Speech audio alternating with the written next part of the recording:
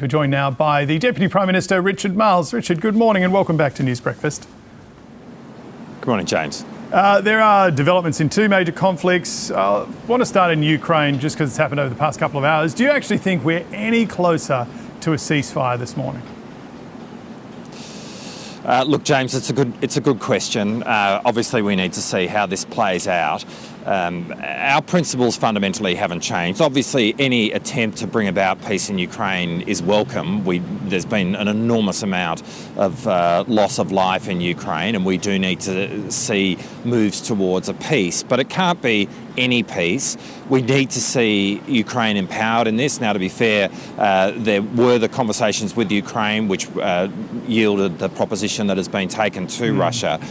But what's now important is that Russia cannot be rewarded in the way in which this plays out in terms of peace negotiations, and that would be our concern at this moment. Yes, we want to see a peace. It cannot be peace on any terms, though, and ultimately we will stand with Ukraine until Ukraine can resolve this dispute on their terms. Yeah, Australia's position is ultimately going to be swayed quite a bit on whatever our close allies do in this space, but just generally, do you think Vladimir Putin can actually be trusted to stand by any ceasefire proposal? Because we've had these in the past and Vladimir Putin has broken agreements with other countries before.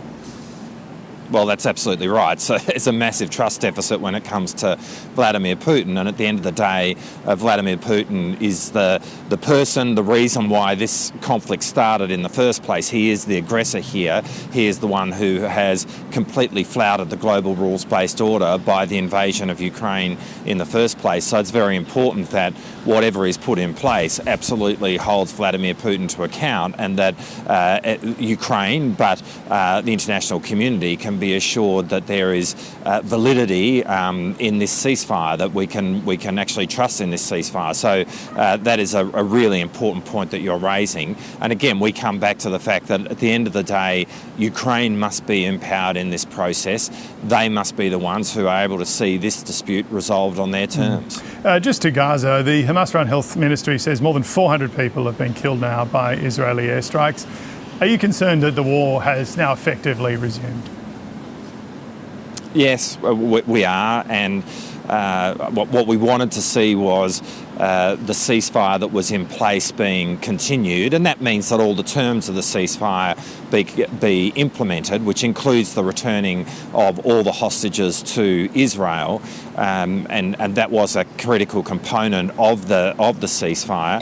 I think now what's really important is that the international community, and Australia will certainly lend our voice to this, are standing in support of being able to see a ceasefire being brought back and then being able to be retained as a permanent ceasefire. But at the end of the day, what that requires is hostages returned to Israel, and obviously for the humanitarian assistance to then be supplied to the people of Gaza. We have seen so much death in the last 18 months or so in the Middle East. It is really critical that we see this come to an end, and a ceasefire needs to be enduring. Your government's been consistent and said we don't want to have a megaphone with these sort of things, but is there going to be a diplomatic approach to Israel, others, to try to say, hey, come on, let's end the fighting, or at least pause it again?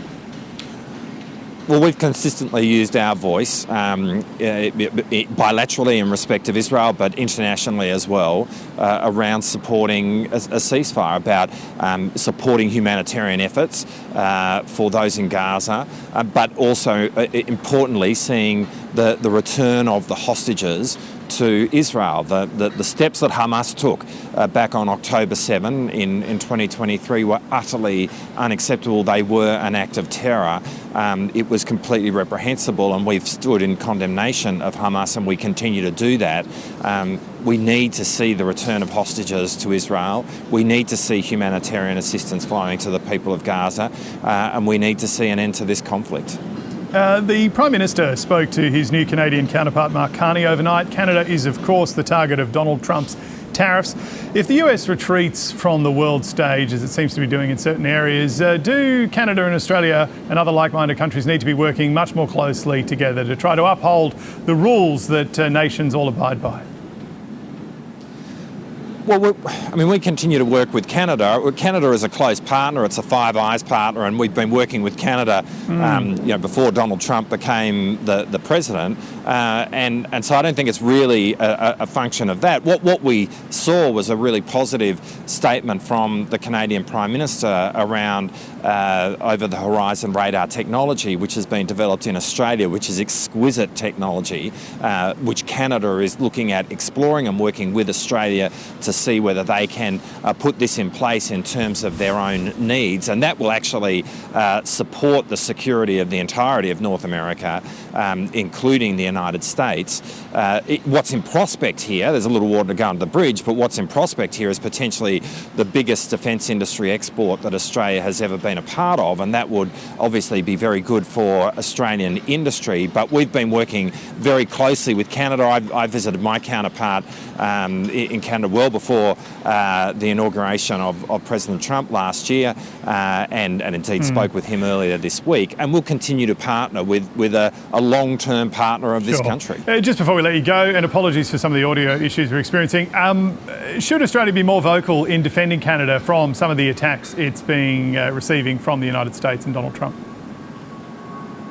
Oh, well, I mean, Canada will stand up for itself, obviously, and what we're seeing is Canada working through its own issues in relation to the United States, and that's, to be honest, a matter between Canada and the US. So clearly we are also doing what we're doing in relation to promoting Australian trade with the United States, and the United States remains the cornerstone of our national security in terms of the significance of the alliance, and we are working very closely with the Trump administration, and we'll continue to do that as we go forward. I met with my counterpart Pete Hegseth about a month ago now in the United States, and so we'll continue to work with the United States. We'll continue to work with Canada and with our other friends and allies around the world, because that's that's how we go about our business on the international stage. All right, Richard Marles, thank you so much for your time this morning.